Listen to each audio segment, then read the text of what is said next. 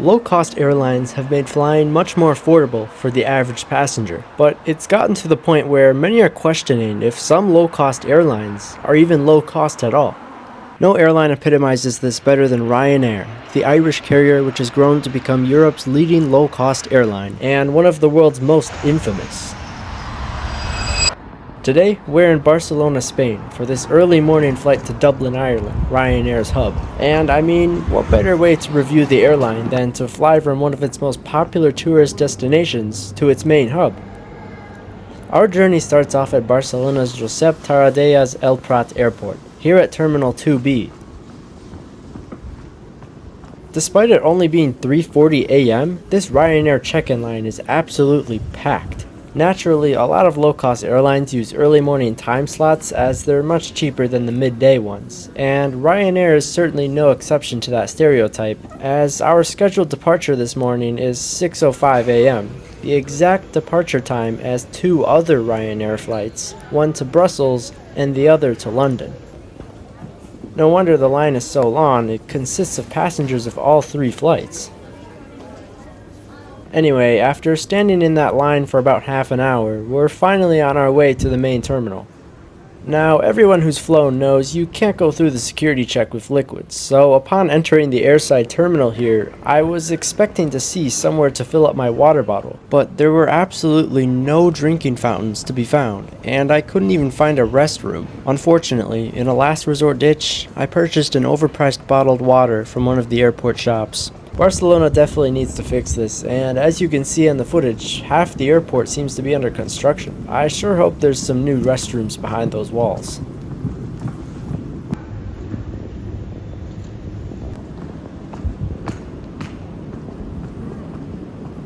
Our gate this morning is W42 here in Terminal 2B. We'll be flying on board this Boeing 737 MAX 8-200. And yes, I said MAX 8-200. Because Ryanair operates a special variant of the 737 MAX, one that features increased seating capacity. Naturally, this high-density version of the 737 MAX 8 is a popular variant among low-cost airlines. Our 737 MAX 8-200 is registered as Echo India India Hotel Zulu, and at the time of recording is just shy of a year and a half in age. Anyway, it's finally time to board this red-eye flight to Ryanair's home base.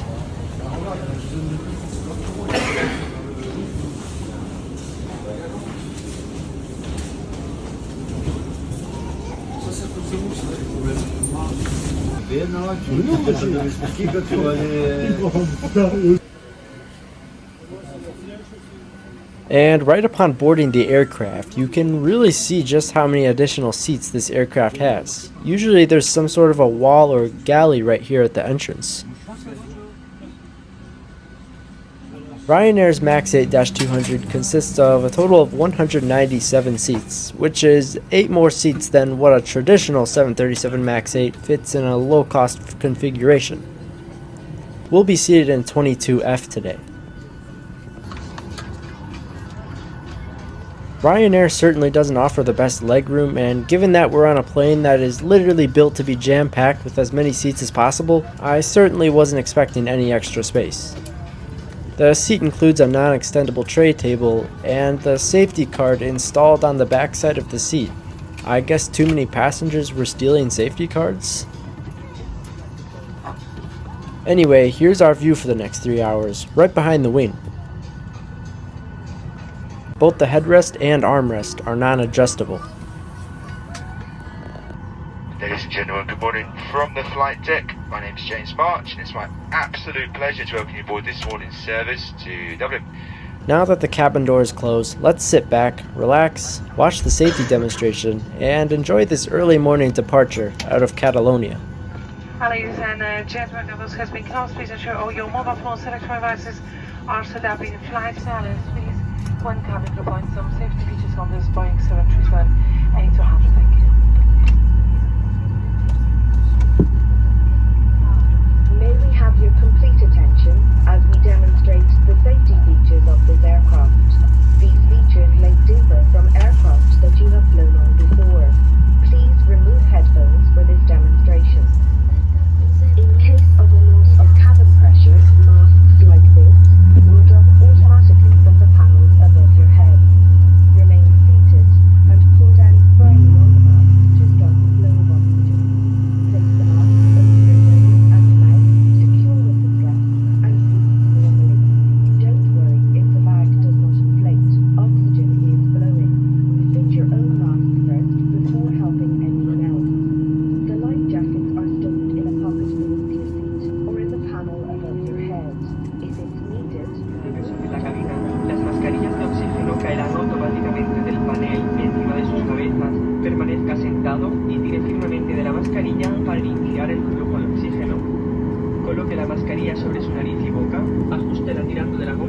física y respire con normalidad. No se preocupe si la bolsa no se infla, el oxígeno está fluyendo. Póngase su mascarilla antes de ayudar a otros. Los chalecos salvavidas se encuentran en un bolsillo debajo de su asiento o en el panel encima de su cabeza. En caso necesario, saque el chaleco. Coming through, seat for departure, seat for departure.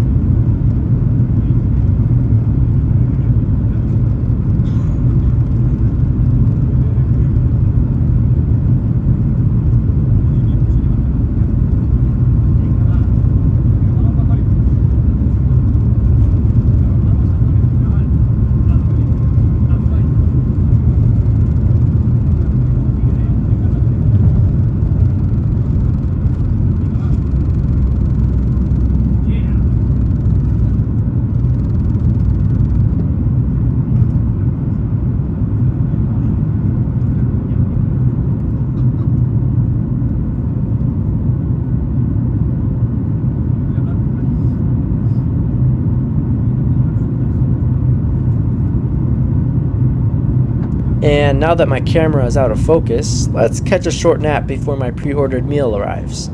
Yes, for €8.50 I bought Ryanair's beef lasagna, and it should be arriving shortly, after this turbulence passes by, that is. For your governance safety, we recommend to keep your seatbelt fastened moderation of this flight.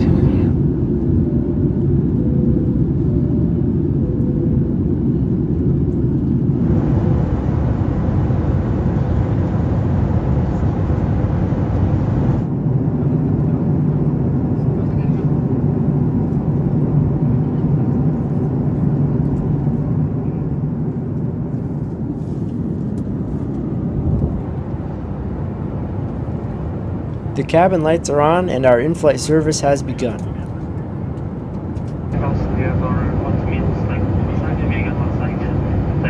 I also decided to grab another water because it's always good to stay hydrated on flights. Airplane cabins have much drier air than what we're used to, and that's why I'm always so keen on filling up my water bottle before flights. But anyway, here's our breakfast this morning, and this is definitely the first time I've ever had lasagna for breakfast. It comes with wooden cutlery. Upon opening the box, I must say, this does not look appetizing, but it is just a microwave meal after all, and I was too hungry to not give it a try straight away.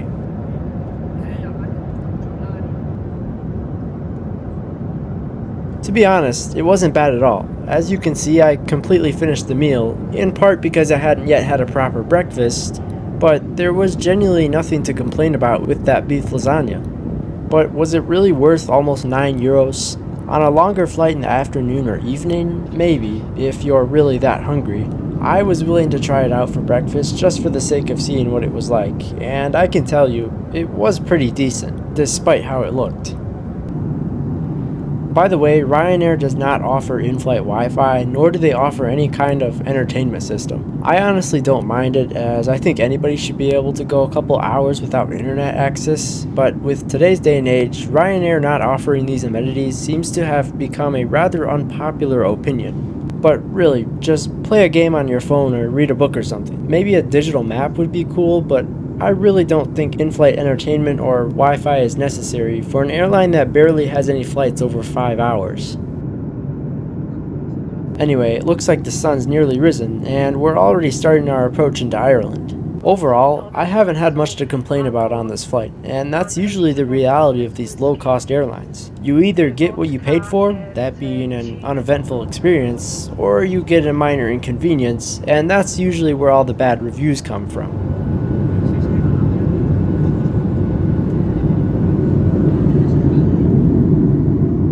I paid a total of €152 for this flight, and when it comes to low cost, that isn't really low cost at all. Ryanair likes to advertise super low prices, flights as low as €30, but this one certainly didn't meet that low-cost standard. I'd personally say it's only worth it to fly low-cost airlines like Ryanair when the prices are genuinely dirt cheap. When prices start to match those of full-service airlines, then you should probably reconsider booking with the full-service airline instead.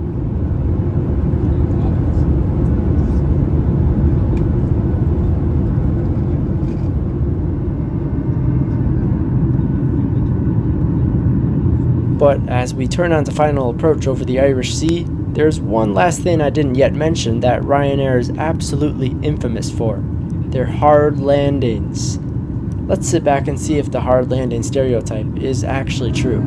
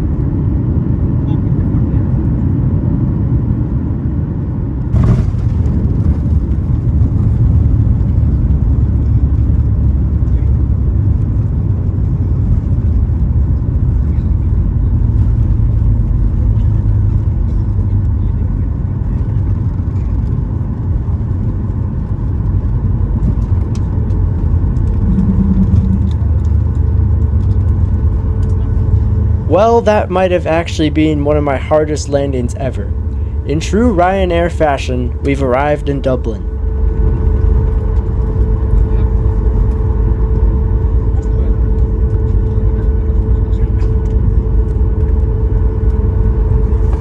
Ladies and gentlemen, delighted to come to Dublin. With the local time is 7:05. Please remain seated for your seatbelt. Security fasten until the covers come to up and stop and the seatbelt sign has been switched off for you. Please take it when opening all the luggage aside from your car luggage may be done this latch during landing and close entry.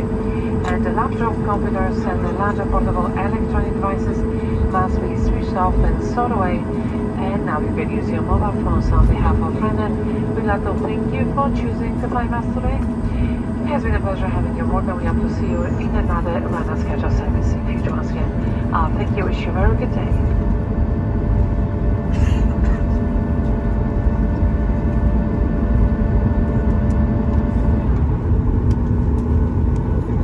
Another quirk with a lot of low-cost airlines, and one that is certainly most applicable to Ryanair, is parking at remote stands rather than an actual gate with a jet bridge connected to the terminal. And it looks like we're going to end up deboarding from a remote stand this morning here at Dublin Airport.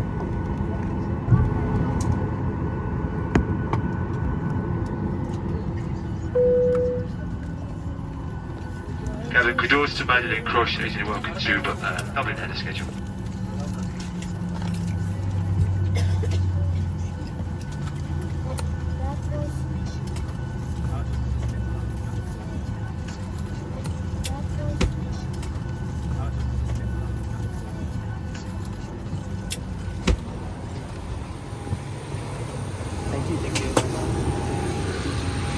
Ryanair is also well known for their retractable staircases built into the aircraft. If you're flying Ryanair, chances are, if you park at a remote stand just like us today, you can deboard via the built-in staircase. Unless you exit through the back of the plane like I did.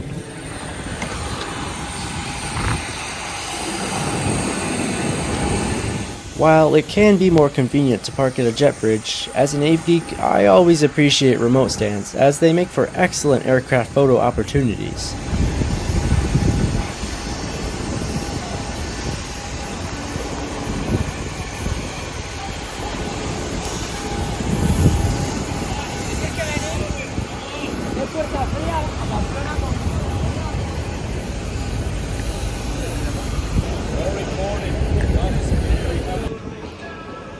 Well, he did have a good reason to stop me from recording, as we entered straight into passport control through that open door. But anyway, welcome inside Dublin Airport.